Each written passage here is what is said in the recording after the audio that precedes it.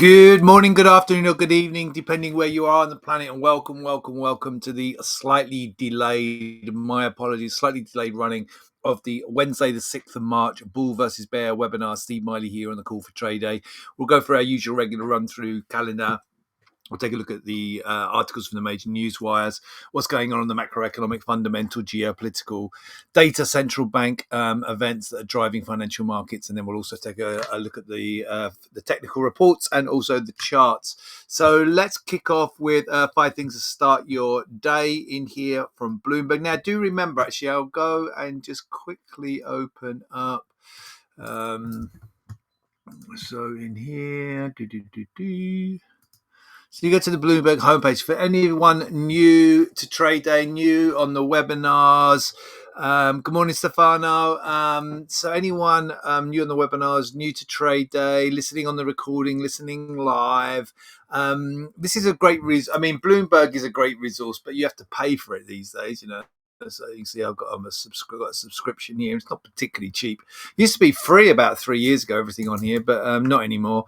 But you can get and the 5 things to start your day. I can't categorically tell you this, but I think this page, I'm going to share it with you. Can you just tell me if you haven't got a Bloomberg subscription? One of the guys who are on live in here. Morning, Jim. If you can click on that, do you get to see that? I think you do. I think you get to see this page. And pretty much you do. But the main thing I wanted to show you, even if you don't see that page, is over here. So up bloomberg.com/markets. I'm sharing it in the chat for those of you watching maybe the recording. Bloomberg.com/markets. You can see up here. And then over here on the right hand side, on the bar on the right hand side, the most important market news today. Get our market daily news there. That is the 5 things to start your day. You get it in your inbox. I subscribe to that. You get that in your inbox, and there's 3 that go out a day. You can see the one we're about to go through is the Americas. Okay, so this is the one that's just come out, and this will do a recap of what's happened overnight whilst you've been asleep if you're in the US. So it'll cover some European stuff, what's coming up today, and so each one, depending on your time zone, you'll see a different kind of perspective of what's happened, pretty much in your, or about to happen in your day, whether it's the Asian day, the European day, so yeah, you can see. Bill saying the 5 things you get free. So yeah, you can see that. Yeah, good. A lot of the other stuff that you can't click through and see, but as I'm not suggesting you necessarily get a membership because it's not particularly cheap subscription in here to Bloomberg, but definitely sign up here and you'll get this in your inbox that we're looking at now. So you'll get it as an email. You can read it as an email, or as you can click through and get it. So I think it's a really useful. So if you don't get to come on the webinar, this is something that I use every day. I check it. I get the European version, so I get the morning version. Then I come on and go through it again with you guys here for the US version as well. I think it's a really it's a good little resource. I have pop-ups from here, pop-ups from CNBC as well, pop-ups from Bloomberg, pop-ups from Reuters that I have on my phone. So I'm constantly in touch with things during the day. And so, I'm never missing anything, whether I'm on the go. I'm getting all these macro, and I know there are some traders at Trade Day who don't care about the macro, and there's some who are, and so it's horses for courses. My view is I'm a technical analyst, right? So let's just talk a little bit about that, because I get a lot of questions. We do get a lot of questions on, why do you bother with the macro fundamentals? I'm trading 1 minute charts, and I'm trying to scalp. I'm trying to nick 10, 20 index points, or over 2 minutes or something like that, I don't know, or whatever. Or maybe you're trading slightly longer but you don't care. Well, you know what, I'm a technical analyst. I've been doing this for at high levels, right? Big institutions, Credit Suisse, Bank of America, Merrill Lynch, and I've always been followed the macros, follow the fundamentals, know what's going on in the bigger picture, because it does help you frame the technicals. It gives you a view on, we've done it before, we do it on the Monday, right? Where the volatility points are potentially going to come, right? You don't want to be going into a trade, when there's a big event just coming up. You might be scalping just small, but you get caught the wrong side of something because you weren't aware there was something, due to come out in that minute or whatever it is, right? So, and it also gives you a point of reference of, maybe if you've got a bias to be long or be short,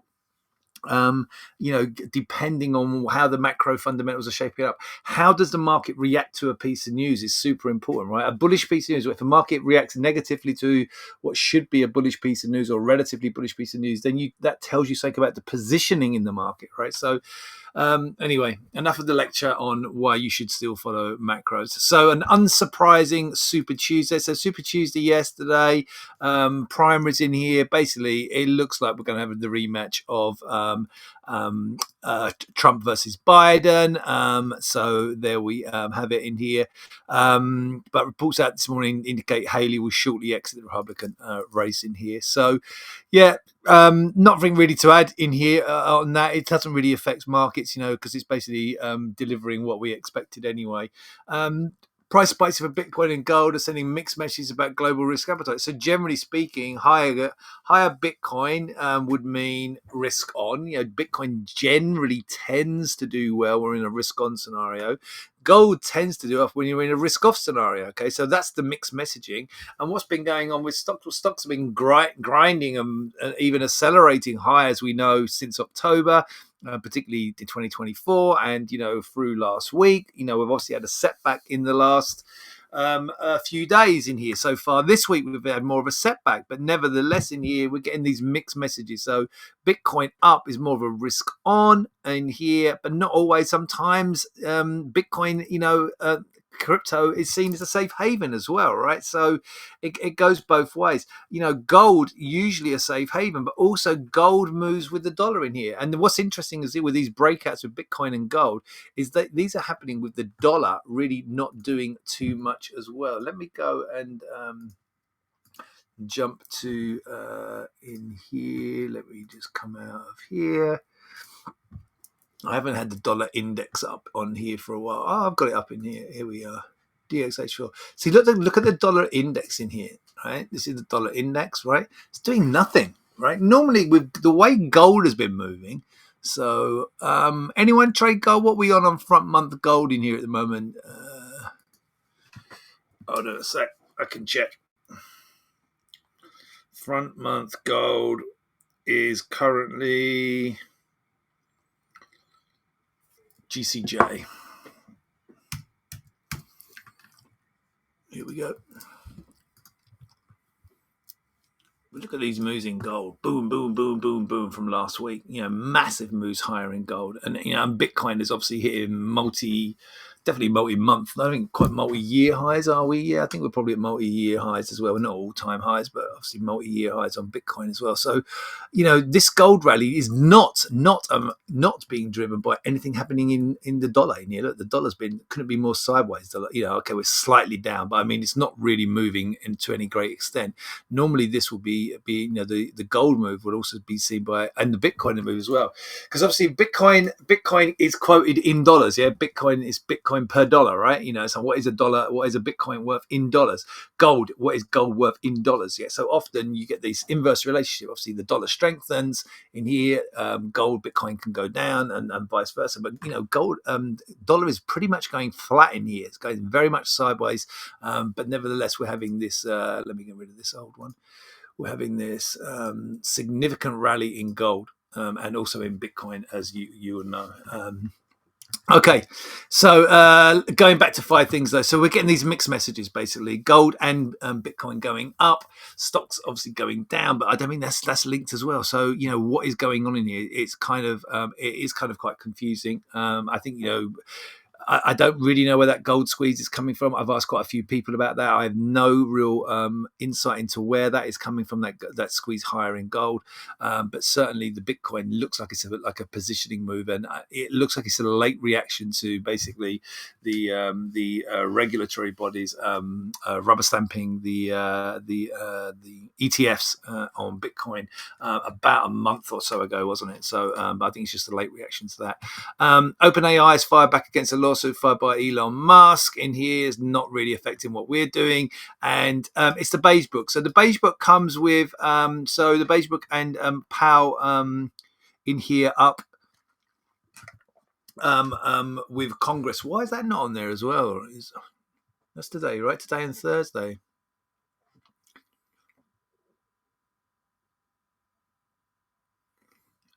That is today and Thursday. I'm 99% sure it is today and Thursday because I've written articles on it. So why is that not showing up? Yeah, it is. Powell testifies. Why they not got that in 5 things to start your day? Very strange. Don't see it on there. Do you guys? I think I've noticed the word Powell leaping out there. Very odd. They've not picked up. They've not put that out. Right. That's the main event of the day going into today. So very odd that we're not seeing that in there. But so when the beige book is released in here, we also get, and I've got an article in here that on FX Explains that we put up. It's also the budget today, the UK budget, which is actually, I think, in progress. Maybe not. We'll come back to that shortly. But if we go and take a look in here on FX Explains, so this is a site that I basically own. In here, you can see I put this article up in here. There's Bostic. And there's Powell, and we got that. So that comes at it's 4 o'clock GMT, so it's 10 o'clock Eastern, I believe, today. Let's have a look. Where are we? That doesn't sit with 4 o'clock though either. Where are we today? There's Powell. Yeah, 10 o'clock Eastern. Yeah, so that's incorrect. That's 3 o'clock GMT. So 10 o'clock Eastern, we have Powell speaking later today. Okay, that's going to be the big focus of the day.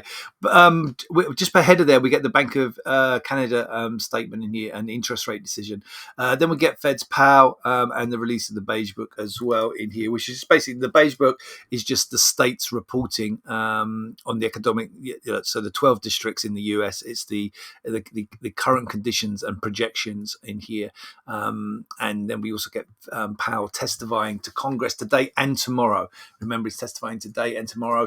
I'm not sure whether the actual speech is out. Often the speech is released ahead of that, so the speech may already be out.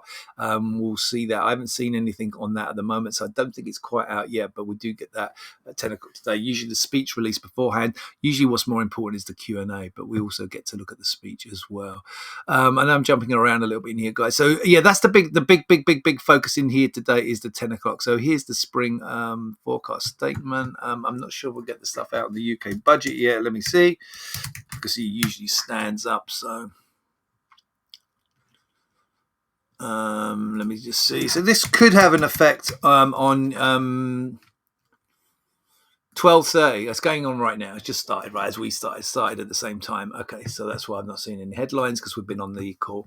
So that can have an effect. Okay, could have an effect in pre-market for you guys. The budget is going on in the UK. That could have an effect on obviously UK as an impact onto UK economy. Can have an impact on the UK bond market, the gilt market, and also onto the UK FTSE. That's the index in the UK, and then that in turn could have a little knock-on effect onto the US indices. So just watching out for and anything that might come out of the budget now. Then we get the Bank of Canada. That could have, we're not looking for any change in there, unchanged. Any kind of forward guidance by the Bank of Canada, if they're a little bit more hawkish, it could have a little impact as well. But far more important is Powell in front of Congress today. I think it usually goes Senate, then let me see. Senate, then I didn't cover it in here. Senate, then House of Representatives. So let me see if we have it in here. Not that it really matters who he's speaking to. It says in here Congress. Congress doesn't really help. 2 houses of Congress. House and Senate. Well, it says House and Senate there, so maybe that's House then Senate. Yeah, House and then Senate. It's House then Senate. Okay, so it's the House today. Okay, so that's going to be the key focus on today in here. So Nikki Haley to end 2024 bid. Nothing really too interesting there. What we're seeing on the overnights or stocks, slight bounce in here. UK markets focus on budget speech later, and then we have Treasury's fall ahead of Powell's remarks and US job data. So Treasury is down. That's down in price, higher yields, but nevertheless we are seeing a bounce in so near their lowest levels in almost a month. So Treasury yields in here. But yeah, it's interesting. It's going to be interesting to see how we react to that going into today. A quick look in here. So look, US dollar strength to persist as markets are cautious. Fed, well, yes and no. Fed Powell to set election year stage with testimony on rate cuts. So yeah, that's going to be interesting to see what Powell delivers. Overall focus on that as we go into today. today. A quick look on the overnights in here. So Asia fairly quiet in here. We did get a rebound. I mean, that notable sell-off yesterday. Got a rebound in the Hang Seng, but the Nikkei pretty much flat on the overnights in here. If we take a look at the Eurozone in here, slightly up on the FTSE. I'm not sure if that's reacting to the budget or not in here. Maybe on the back of the budget, but I say I've been on the call in here, so I haven't really seen what's going on there. The German DAX and the French CAC in here, as you can see, relatively unchanged. And if we go and take a look at the US on the overnights, obviously significantly down yesterday. No real massive driver on the sell-off that we're seeing this week. I mean, the driver really was Apple yesterday. Disappointment on those iPhone sales. We spoke about that yesterday, and that Apple kind of then rolled over, pulled the whole tech sector. And the video had already pulled back the day before, not on any real news. None of this is on. Well, the Apple news was significant but not massive. Apple was down like 2 or 3%, but it pulled the whole tech sector down, and we're already rolling lower on Nvidia. Then we just kind of had this, and I think more yesterday's move was more about positioning. So we saw markets move. I think the Nasdaq had its worst day since like October or something like that. Nasdaq was basically 2%, the Dow and the S&P over 1%. We are seeing bounces in here, so we've had a decent bounce in the Nasdaq already today, at 0.75% in here already. Not on the back of anything either, and we're kind of clinging to. So even though we had that big sell-off in here, if you look at my reports, you can download just below where you are right now. You'll see I'm clinging to like a bullishness. We're kind of holding. This trend line's worked really well. We've kind of come down close to this trend line. We've already bounced already away from that trend line. So these were written last night, and look, we went right the way down to this support 17826 yesterday, kind of just poking down it, and then have rebounded already. So we go and take a look at those on the actual live charts in here, and a quick nod to those. So we went right down and just poked at that level on the Nasdaq in here, right? This swing low in here from the 29th, from the very end of February. That low there was, as I said, 826, and we held at 835.5 this morning. So came right off that level and rebounded and been pushing back higher. So held that really critical support in here on the overnights in here, and rebounded back from it. And you look now, if we see the actual. We did say if we broke that trend line yesterday, we'd switch to bearish for the day, and that certainly happened. And we've held at the critical support in here. No rocket science on that support level in there. It's just that swing low. If we go and take a look at the, let's extend that out and save it as a default and apply. And here we're a long way from this, right? But if we look at the more accelerated line that comes down through here, that we're already way up through that. And if we look at the fib, okay, where are we on the fib already of the sell-off? Way through the 38.2% already, and coming up to the 50%. If we take out the 50%, then it's kind of neutralizing the 2-day sell-off, yeah, in the overnight move, right? So that'd be an amazing feat to be able to do that on an overnight move. We're getting close to going back half of a 2-day down move, which has been a significant sell-off. This is the Nasdaq in here. That 50% is like 18, just above 18,100, 105 area. If we look at the similar story here on the S&P, again, look, S&P holding right at this swing low, just coming off ahead of that swing low. We did accelerate. We drew this trend line yesterday, and if we look at this accelerated trend line on the way down in here, we're obviously way through this as well. So that's kind of done. And then where are we on the fib? Say it's a 2-day sell-off in here, and we're already in here. Look how close we're right. Yeah, we're prodding at the 50%, right? So that's at 51.10, 51.10.11.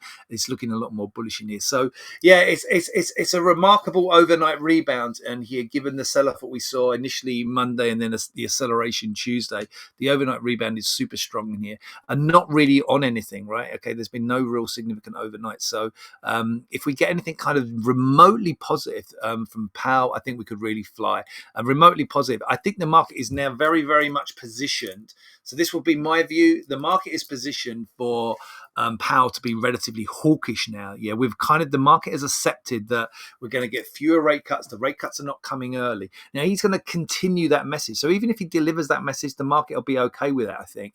What the market doesn't want to hear, if you're a bull, is it doesn't want to see him being really sort of hawkish, like really show some concerns about inflation, if he starts to talk about, oh, the economy seems really strong, if he takes that even more hawkish stance, but I don't think we're going to really see that delivered. I think what's more likely is he delivers what the market's expecting, which is a still hawkish tone, which we expect. If he kind of dips anywhere near dovish in here, the market could fly to the upside because it's already had this strong rebound with a bargain hunt that's clearly coming in on the overnights. Okay, so we're going to be watching for that for potential top side. All right, guys, I'm going to wrap it up there. I'm going to wish you all a great trading day. You take care, stay safe. I'll be back with you tomorrow, and we'll talk about what Powell said in tomorrow's webinar. Take care. Bye.